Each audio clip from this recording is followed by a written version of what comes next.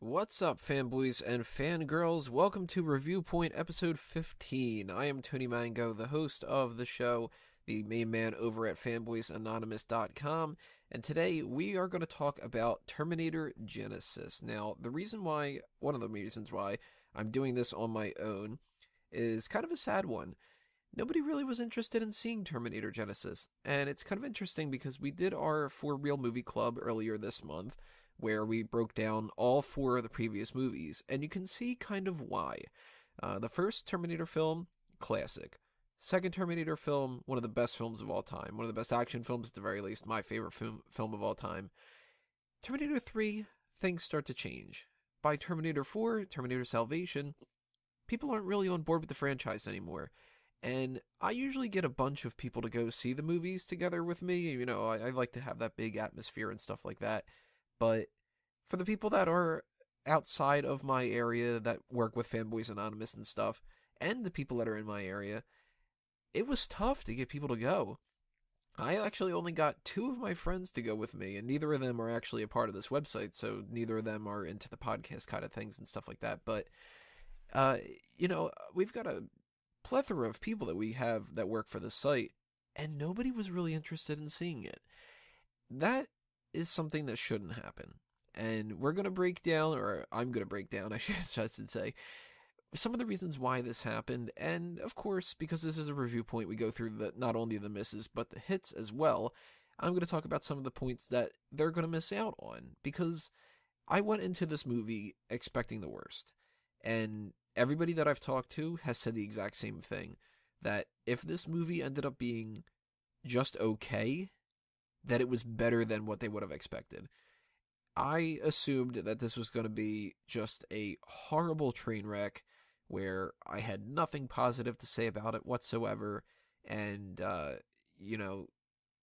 I'd leave the movie thinking the same thing that I thought when I saw Terminator 3, which was just, why did they fuck up my favorite franchise? Or one of my favorite franchises, I don't know where Terminator ranks when it comes to Bond and Star Wars and superheroes and stuff, but we'll see. Thankfully, that didn't happen as much. That does not mean that this is a good movie, though. Overall, if I have to give, we usually go with our overall first impressions, I would have to say that this is a skip, and I'm not upset that I spent my $15 on it, but I've been telling people that have been asking me, should they see it? No. It's not because I don't support the series, and it's not because I don't support the idea of going to the movies and having fun, but movie theater prices are too expensive now, and you have to kind of watch which ones you go see. Jurassic World is something that I would definitely recommend to people. Avengers Age of Ultron, definitely. If there's one movie this year that I would definitely recommend to a lot of different people, it's Kingsman. But when it comes to Terminator Genisys, it's something you can download. You can just check it out on Netflix. You can Redbox it. Whatever you do as your alternative to go to the theaters, that's what you can do. Obviously, I do need to warn everybody ahead of time, now that we're going to get into like the deeper parts of the movie, though. There are going to be spoilers here. So if you have not seen the movie yet, and you do plan on watching it, and I would say to watch it. I mean, it's not something that you should just completely skip, but what you need to do is you need to bookmark this, go watch the movie, come back a little bit later on, then listen to it. And then, of course, leave your comments below. Tell me where I'm wrong. Tell me where I'm right. Give your opinion about different things. What are the hits and misses of the movie that you thought? So on and so forth. But we're going to get into this. Now, the overall plot structure of this film is essentially, best way to explain it is, the timelines on the Terminator series have been very convoluted, to say the least. I mean, the movie is predicated, and the whole franchise is predicated on the idea that time travel fucks things up. We've got people that have mapped out different versions, and there's the many worlds theory that people have posited, where if you change one little thing, then it is going to make the universe branch off into another universe, and they've used this in comic books and different stuff over the years. We've got the Crisis on Infinite Earths thing with DC, where you could see like the Jay Garrick version of the Flash and the Barry Allen version of the Flash, and then it leads into the Wally West version, and you've got Earth 2 Superman and Earth 1 and Earth Prime and Earth whatever, and Superman is part of communist Russia, or he's an American. You've got Spider-Verse in Marvel Comics, where there's dozens and dozens and dozens of different types of Spider-Man and stuff. It's not a concept that's really too crazy when it comes to pop culture now, but it's also something that maybe needs a little bit of explaining for the people that don't like the geekier kind of sci-fi stuff. And the simplest way to put it is, if I were to have a choice, I'm going to flip a coin. I'm on a road and I need to go right or left, and I'm not sure where to go. I flip a coin and I say heads, I go right, tails, I go left. Flip the coin, it lands on heads, I go right. Well, what if I would have had it land on tails and I would have gone left? Essentially, it breaks down to, there's one universe where I went right, one universe where I went left. That could be the biggest thing that changes everything in an entire universe.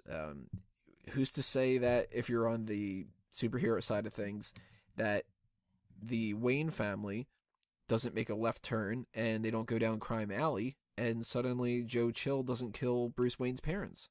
Then we don't have Batman. Or do we have a different version of Batman?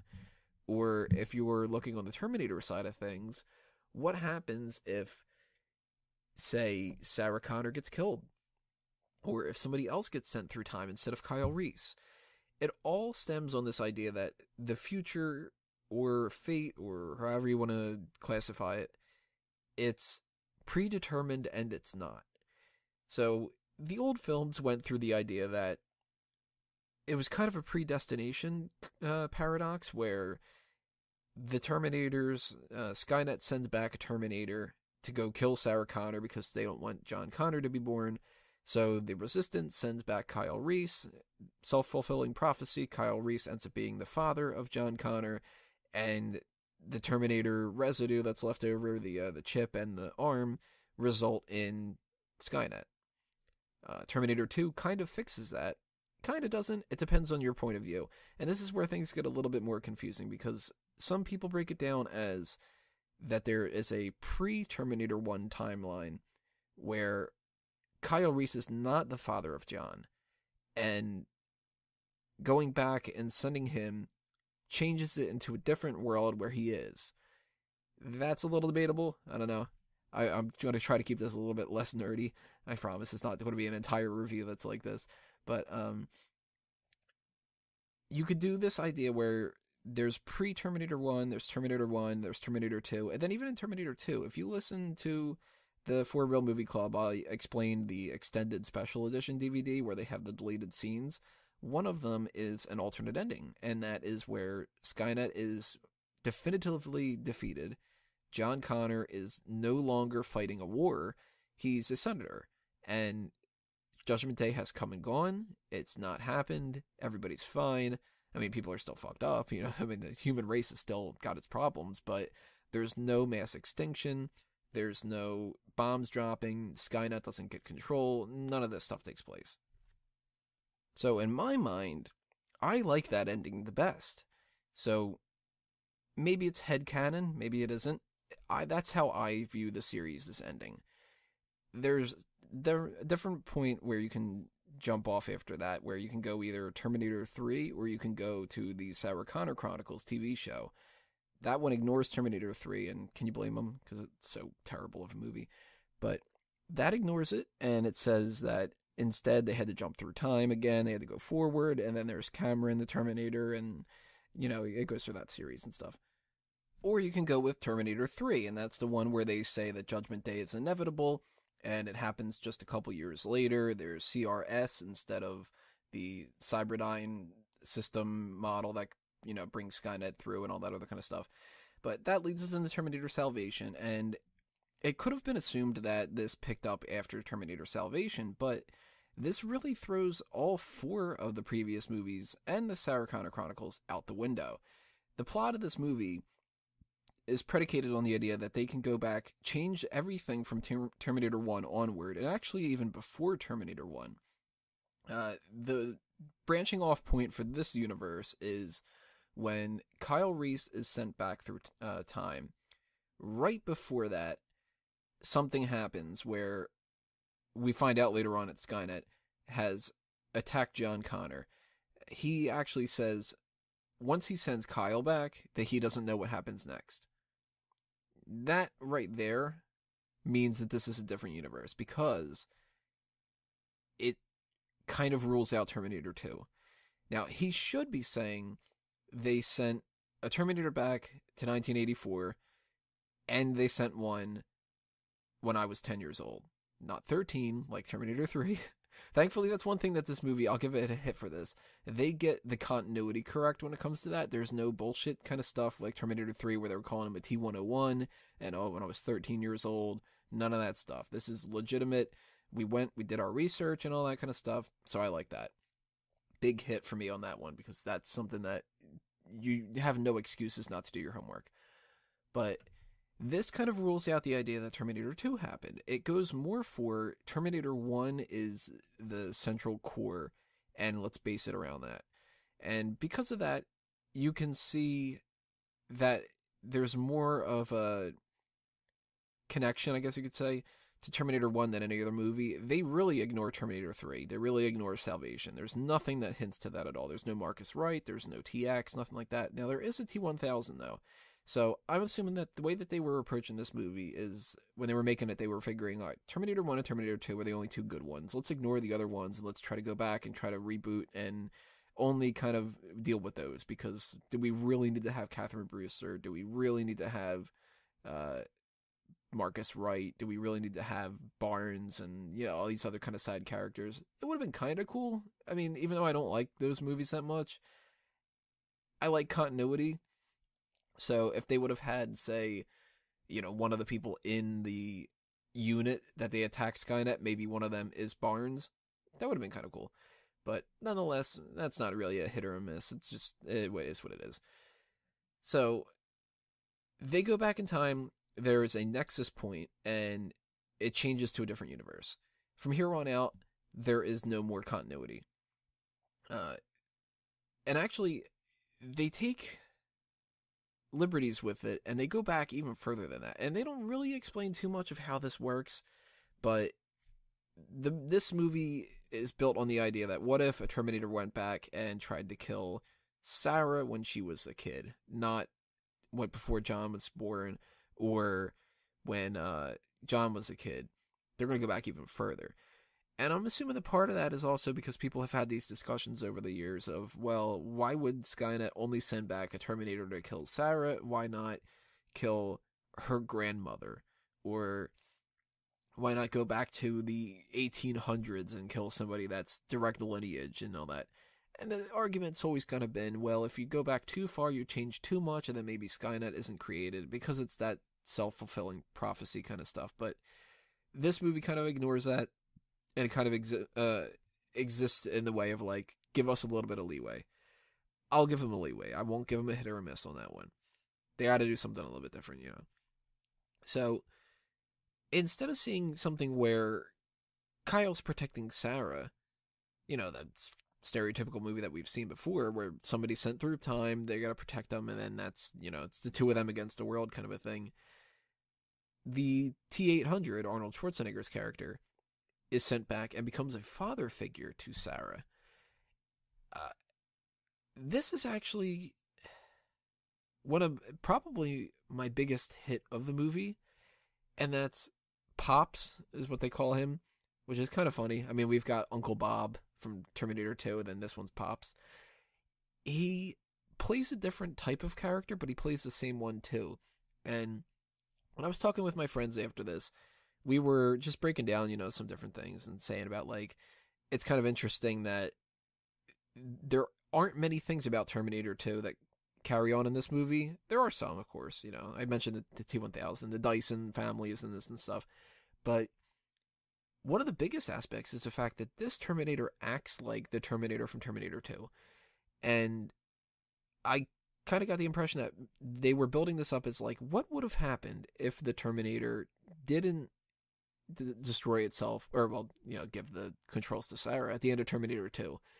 John wants it to stay around, and he's learned enough to this point where he's able to say, I know now why you cry, but it's something that I would never do. he learns in this movie more than any other thing. And there's a great part in this that really is probably the best part of the whole movie. And that's the obligatory self-sacrifice part. The Terminator has grown enough to the point where it keeps pictures of Sarah because it kind of views her as a daughter. And instead of having some kind of a scene where it does cry because it can't. I mean, it's a Terminator. It cannot do that. Instead of that, there is a part where he's sacrificing himself and all that. And he says to Kyle, take care of my Sarah. And it's a great way to kind of show that the Terminators are learning computers. And he's around for decades.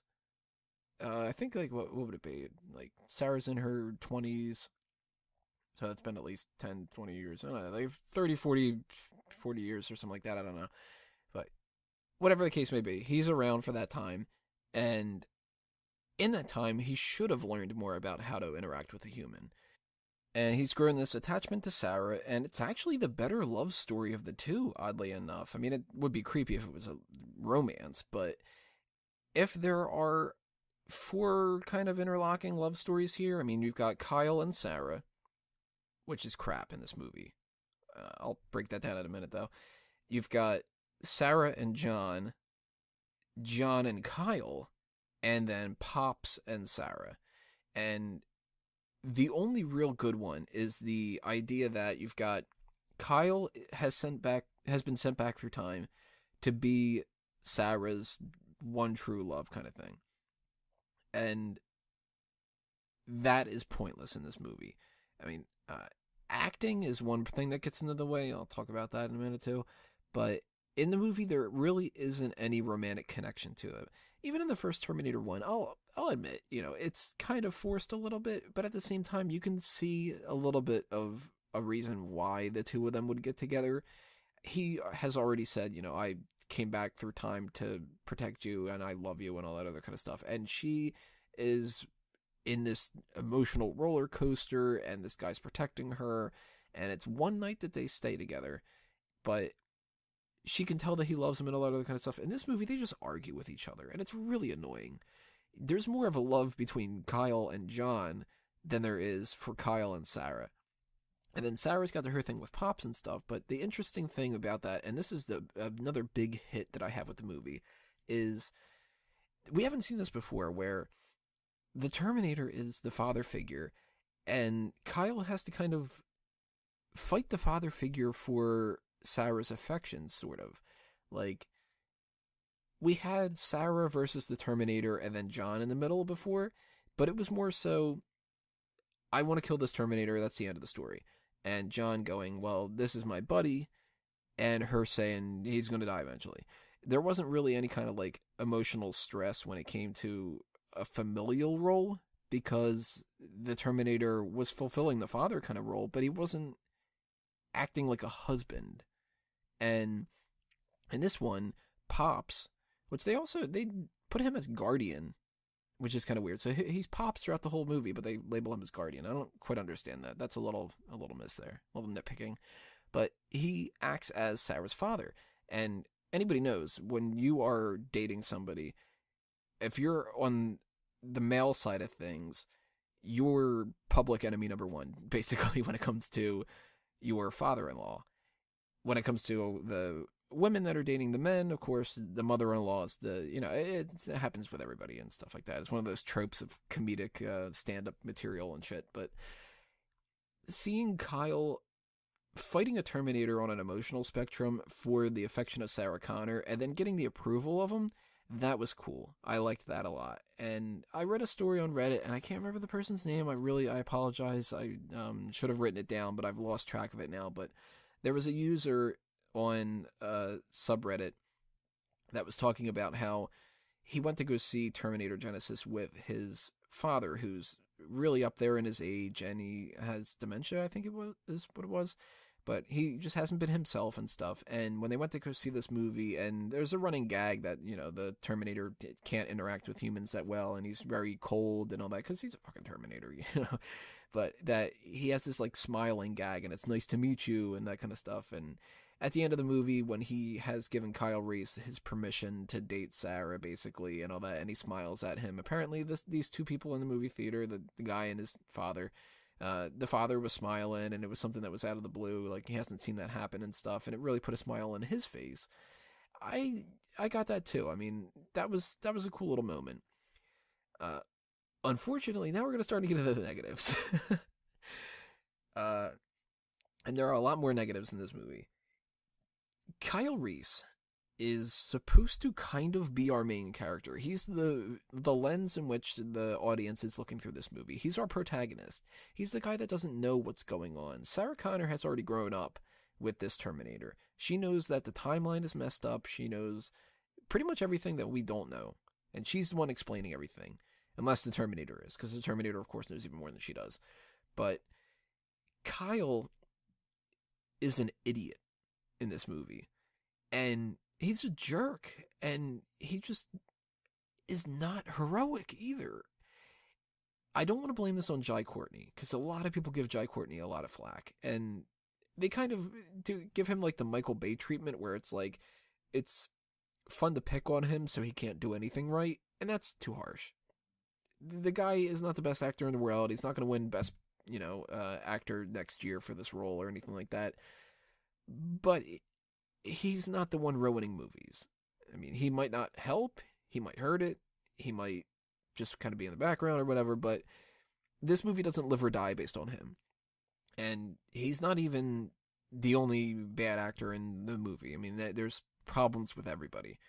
But Kyle Reese in this movie is a dimwit who doesn't know what's going on. He doesn't seem like he really loves Sarah. It's just kind of like, in the script, I love Sarah, so hey, I love you. We should, date or something. And that's about it. So, I didn't feel it. I disliked that. In general, Kyle Reese to me was nothing in this movie. He has got no character, and the character that it does have, the very sparing amount of character that they've given him, is just not impressive. So, big miss when it comes to Kyle Reese. Sarah,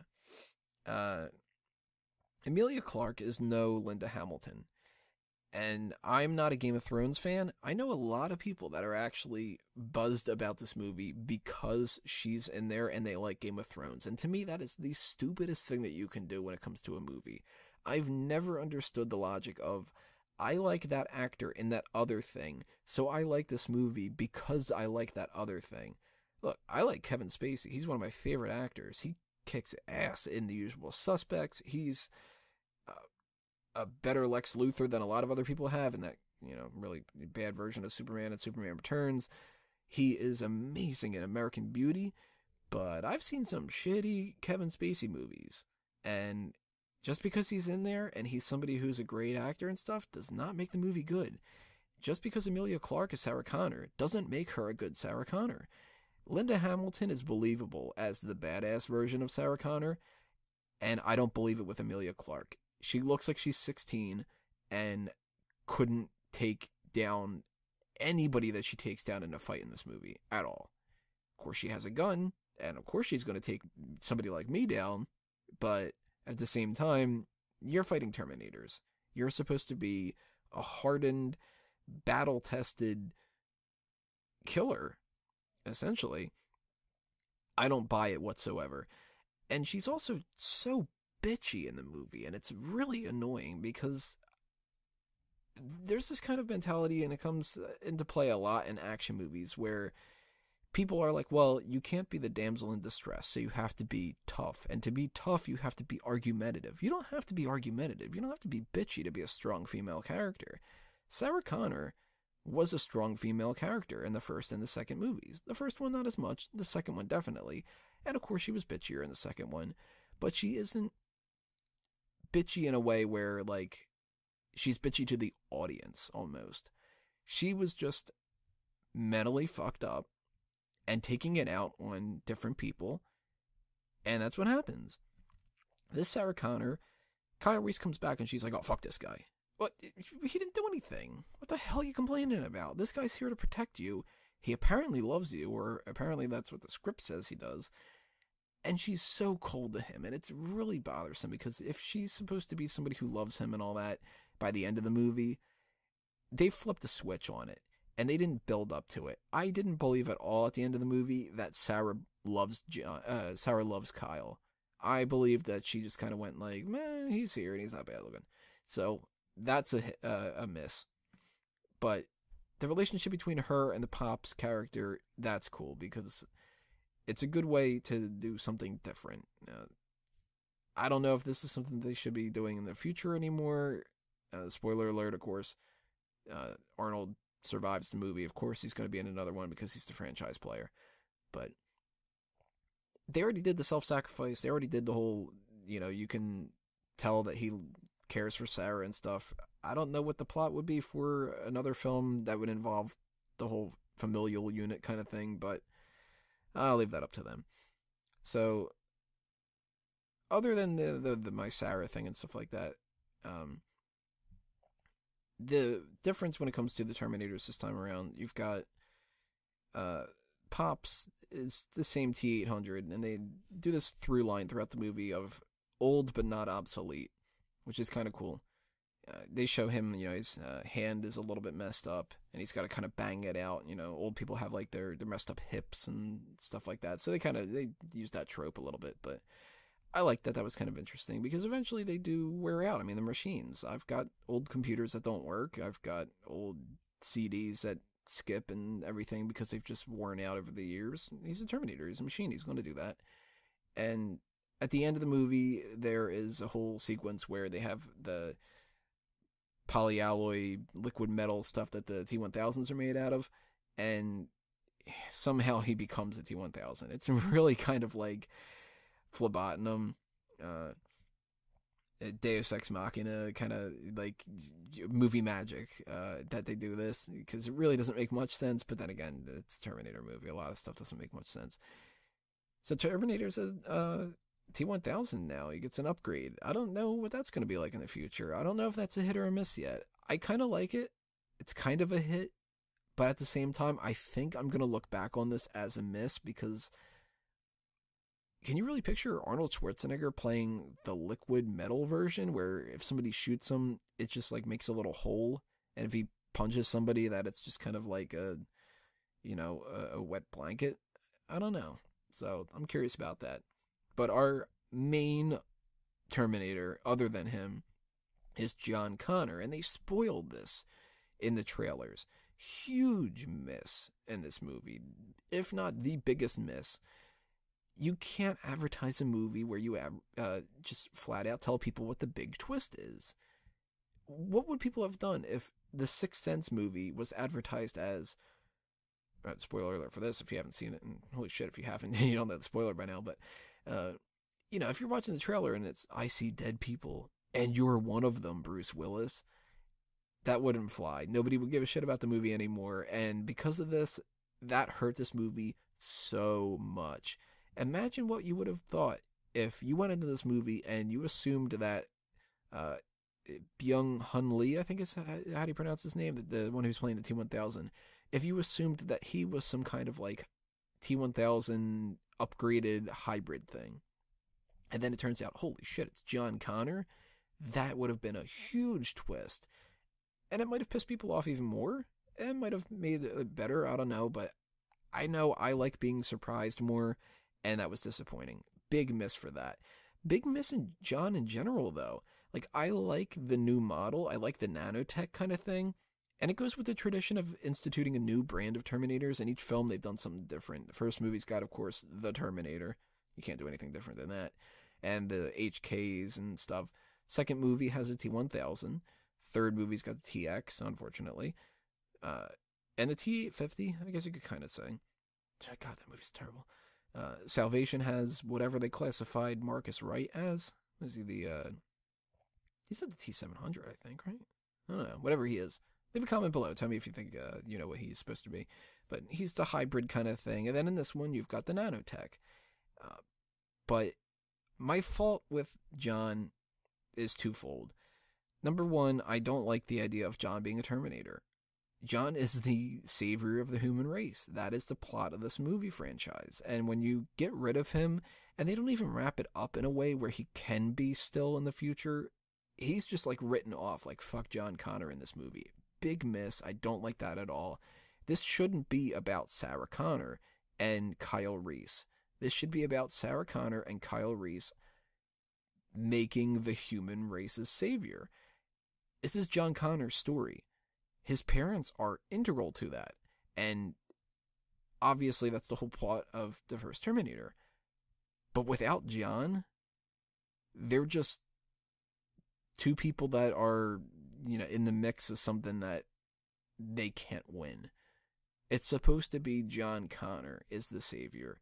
And if they make this that Sarah and Kyle, 2 movies from now, they end this trilogy that they're planning, and it's like Kyle saves the day or something like that. No, Kyle shouldn't save the day. John should.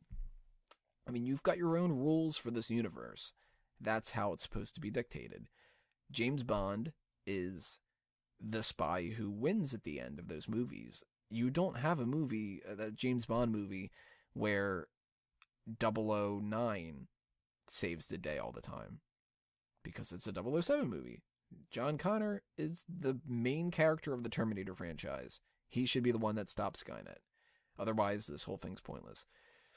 But my other problem with John Connor is that Jason Clarke, who I was kind of excited that he was going to play John Connor because I do like him, but he has no emotion when it comes to the pre-Terminator version of John Connor to make me think that he's human. When he's the Terminator, it makes sense for him not to have emotion, but he's got none when he's just goofing around with Kyle. He's bland, and I'd like to have seen a little bit of warmth. John is the savior of the human race because not only is he the military leader, but he also inspires people. And this one, he's more so kind of just like giving orders, and he's very cold and mechanical and stuff. I didn't buy it. At least with Terminator 2, Edward Furlong's character, he takes Danny Dyson off to the side, and it's like, you can't kill Miles because human life is precious and stuff. This one's kind of just like, here's what we got to do. We're going to do it. Hey, Kyle, beer's good, huh? Yeah, all right. Now, I'm a Terminator, so now I'm even more cold and emotionless. Definite miss when it comes to that, and I don't know what they're going to do in the future with it, but I hope that they fix that problem. I mentioned Miles, Danny, Dyson. Those two are in the movie. They're kind of pointless. That's fine. Cool to see them introduce those characters back, and to have Danny Dyson be somebody who kind of carries on a little bit of the legacy. I guess it's a hit more than anything. The O'Brien character, the J.K. Simmons plays, I'll give him a hit. Yeah, he was something a little bit different than what we've seen. The crackpot kind of, the cop who witnessed it, because people have seen this kind of stuff. Most of them die. Most people that watch a Terminator in any of these movies end up getting killed. But that was kind of interesting, so I'll give it a hit, and I'm glad that they didn't kill him off, because maybe he could be a big part in the future or something like that. I don't know. Either way, I kind of liked it. The T-1000, that's a miss. Some of the action sequence stuff with that, like him, which you saw in the trailer, so that was kind of disappointing. Him slicing off his part of his arm and throwing that as a projectile, that was cool. But the special effects in this movie are not any better than they were in 1991. And I don't know if that's just such a testament to how good Terminator 2 is, or if that's more of a disappointment in that they haven't figured out a way to make it even better. Of course, yeah, there are some things that are better. The other movie, they had the tinfoil, aluminum foil on Robert Patrick's chest and stuff. But when I was watching the main action set piece of the T-1000, the car chase, and then the trap that they set afterward, I didn't care. The chase that they do after Pescadero, where the T-1000's got his arms linked into the cop car, was so much more thrilling to me than watching the little flips and the shooting and stuff that they did in this movie. It was kind of less is more. And that's definitely a problem in my book. And then there's Skynet. Matt Smith, who most people know from Doctor Who. I've never watched Doctor Who. I don't know anything about him, really. Sorry. But he went into this movie and everybody was like, oh man, he's got to be playing something important because he wouldn't just be a side character. And a lot of people actually had the theory, what if he is John Connor? I was kind of hoping that would be the case a little bit through this movie because I was like, well, I don't like the idea of John being a Terminator and stuff anyway. So if they would have done some kind of a twist, I would have been kind of cool with that. Instead, he is dubbed as Alex. And Alex is Skynet.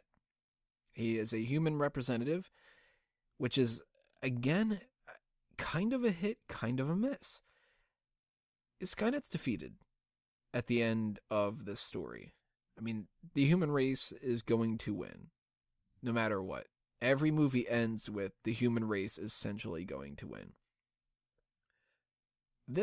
When they do this whole branching off point where it changes after sending the Terminator and Kyle back through time, somehow there is a human posing as Skynet that's still operational, even though Skynet's taken down. And I don't like that. But I kind of do like the idea that maybe that there would be some kind of like a human Skynet. Because if there's a central core, you can bomb it.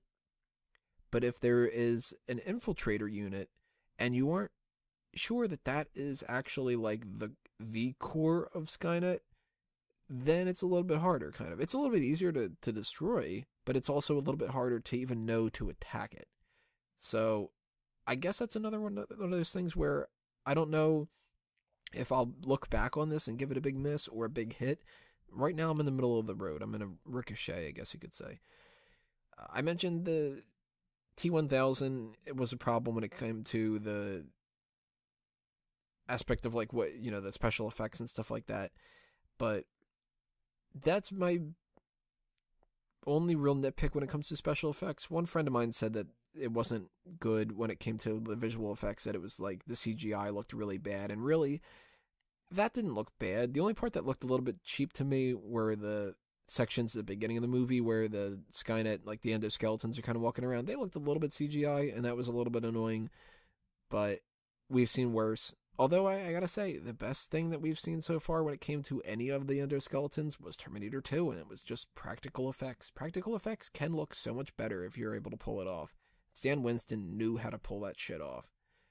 But when it comes to dealing with the Terminators and different ways to do cool stuff with them, something that always was confusing to me that they never did in these movies was they never really introduced electricity or magnetism as ways to destroy the Terminators, and I really liked it. Big hit that they introduced both of them in this movie, and another one too about the whatever I don't know what kind of chemical it was or whatever like that, but they had the trap where some kind of like acidy rain chemical substance or whatever is poured over the T-1000, and that's how they were able to like dissipate them. I thought that was kind of cool. But magnetism being a big part in the destruction of John Connor, very cool. You would assume that magnetism would have some kind of an effect on this kind of stuff because they're, metal. But at the same time, other than that, there weren't really memorable things. I mean, the only thing that people are going to really remember when it comes to this movie for action set pieces, they're not going to remember things like, in Terminator 2, we've got the Hasta La Vista Baby with the shattering, and we've got the big shootout with the minigun, and we've got damn near like everything in that movie. This one's going to be just that one shot that, again, they showed in the trailer, which is the I'll be back projectile through the helicopter. I don't know who did the trailer for this movie, but they just took anything that would be memorable, shoved it in there, and then went, okay, now go spend $15 to see the rest of it. Very, very disappointing. Big miss on that one. And I'm in the middle of the ground when it comes to the music, too. I've mentioned that Brad Feidel's score is so damn good for the first and the second movie. First one's cheesy, yeah, but the main theme is brilliant. And the only thing in this movie that was really good when it comes to the music is the main theme. Although the opening shot is the main theme, and it's a very sad version of it, and I loved it. It's amazing. The track on the score, the soundtrack, is called Better Days. I definitely recommend that. The rest of it, I don't remember it. There's no, like, distinctual kind of tone that they kind of go with this. The first movie, you've got the little kind of thing that they've done like that. Sorry that I'm singing, but they've got their little kind of thing that they go with that. In Terminator 2, you've got the very ominous, like, droning T-1000 music and stuff. I don't remember anything about this movie's music, so more so miss than anything else. And really what's sad about it is I don't have much else to say. I mean, I know you're probably looking at this and you're going, well, this guy's rambling on for like 30-something minutes by himself on a podcast, and it could be a 5-minute movie review with 10 people. But for somebody like myself who loves Terminator 1 and Terminator 2 and wants this franchise to be viewed in the same way that those two movies are, I should have more to rant and rave about, and I don't. This is a movie that I summed up in my other version of my review, the Making the Grade review, where it's the breakdown of, this is an A, a B, that kind of, it's a report card kind of thing. There's 2 lines in that I need to replicate here that sum up my opinions about this movie. You can't give me filet mignon like Terminator 1 and Terminator 2, and then give me Steak-'em and expect me not to think that the quality's gone down. Terminator 3, Terminator Salvation, and Terminator Genisys are just not anywhere near good when it comes to the other ones. People will argue with that with the prequel trilogy for Star Wars. People will argue that with different Bond movies, and people will argue that for any kind of franchise. I mean, Iron Man 2 is not as good as Iron Man 1. And there's some people already saying that Avengers Age of Ultron is kind of downsided compared to Avengers and stuff. A little bit disagreeing there in some ways, but if you start off really high up and then you dip down, that's just going to be more and more depressing. Actually, you know what? I'll bring up another idea about this. I'm not a big Lord of the Rings fan, but when I watched The Fellowship of the Ring, I actually admitted to myself, I was like, you know what? That was actually a pretty damn good movie. I might watch the rest of these. And Two Towers came out, and I was disappointed. Return of the King came out, and I was like, oh my god, this is an ending. But now, at that point, I had already seen the 3 movies, and when they announced that they were going to do The Hobbit, I was like, you know what? I'll watch them, but I'm not going to go pay to see them in theaters. I'm going to just check them out after they've already been released online. And the first Hobbit is awful. The second Hobbit is even more tiresome to get through, and the third one is just as bad. So those Hobbit movies might be great to some people, and then when they go to watch the other ones, they're even better, and it's like, man, these are fantastic and stuff like that. But if you go in reverse, it sucks. Terminator 1, Terminator 2, great movies. Terminator 3, terrible. Salvation, slight bump up. And Genisys, I don't even know if I would consider it a bump up from Salvation. It's kind of a better movie than Terminator 3. And in some ways it's worse. I mean, it's subjective in a lot of ways and stuff, but it's just not a great movie. And another line that I had in my Making a Grade thing that really, if you're going to compare filet mignon and Steak-'em and stuff and do that kind of thing, what I have to boil this down to is it's lacking the heart and the art of the other two. It doesn't have that emotional chord that the other ones did. I mean, you can watch Terminator 2, and at the end there, where he's doing the thumbs up, you can get a little teary-eyed when you're watching that. And this one, when he's like, the best part of the movie, essentially, take care of my Sarah, I didn't have any tears in my eyes. I wasn't getting, upset, choked up about it. I was supposed to be, but I wasn't. And that's because they didn't do as good of a job making this movie as they did with the other ones. And Alan Taylor is somebody who has made a couple of different movies now. This isn't his first rodeo. And he, of course, did a better job at this movie than I would have done. I don't want people to think that I'm one of those kind of guys that thinks like, oh, well, you could give me a camera and I could do it better. No, I am not a director. I do not know how to pull that off. If you were to tell me, let's take this kind of a wide angle lens and shoot this, whatever, I'd be like, I already don't know what the hell's going on because I don't know the technicalities and stuff. But at the same time, I didn't like Thor: The Dark World better than Thor. And I haven't watched, I think, any of his television work. I know he worked on Game of Thrones for some episodes. I didn't watch that. I'm looking at his IMDb right now, and it's Sex and the City episodes. I didn't watch that, whatever. But he's just not as good of a filmmaker in my mind as James Cameron. And he might be in the future. And it might be something where, this is the last movie before he goes crazy and starts making amazing films and stuff like that. And I wish that on him, because I want everything to be great, I never want a movie to be bad, ever. But this doesn't have that same appeal to me. It's just not fundamentally as good of a movie. The actors are not as good as the actors in the first two films.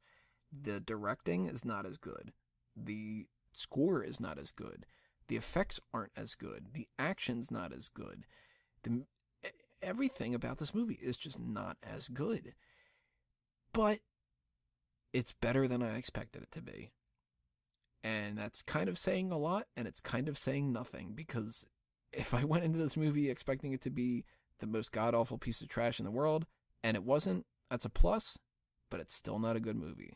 So, essentially what I boil this down to, and the best way that I can explain this to everybody, is what I mentioned at the beginning of this kind of thing. If you have the extra $15 to spend, and you're a Terminator fan, and you want to go see something that's got some mindless action to it, but not even like a great action movie, like, tons of explosions, and this is cool and stuff. It doesn't have that stuff. But if you're just kind of looking for something to do, go see the movie. If you're somebody who's going to criticize it like I am, somebody who is passionate about the franchise, somebody who wants to go see a good movie, don't spend the money. The best way to vote and tell people that they need to do better on these kind of films is to vote with your wallet. And if this movie makes shit ton of money, we're going to see more of it, just the same as we did with Transformers. That's saying a lot, because those movies are terrible.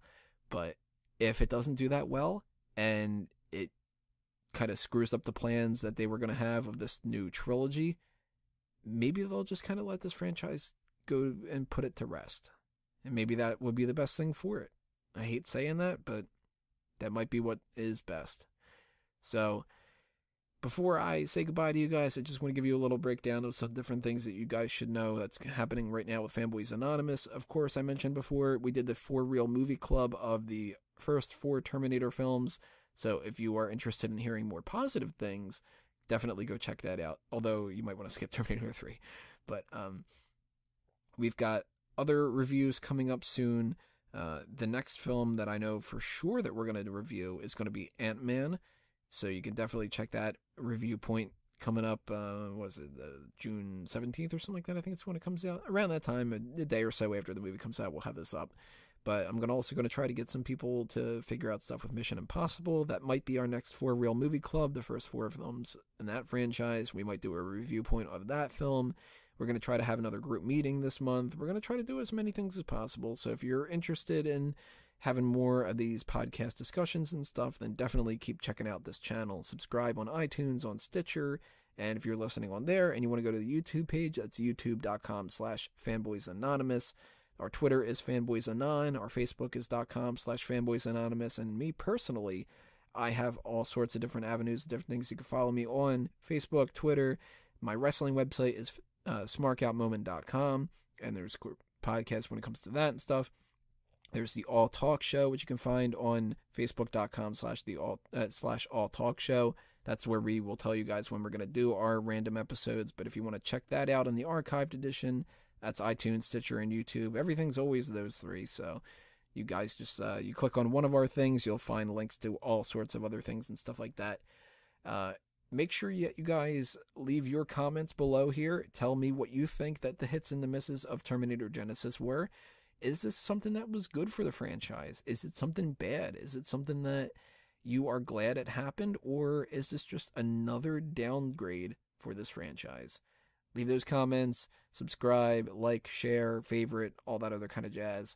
And this has been episode 15 of the Review Point.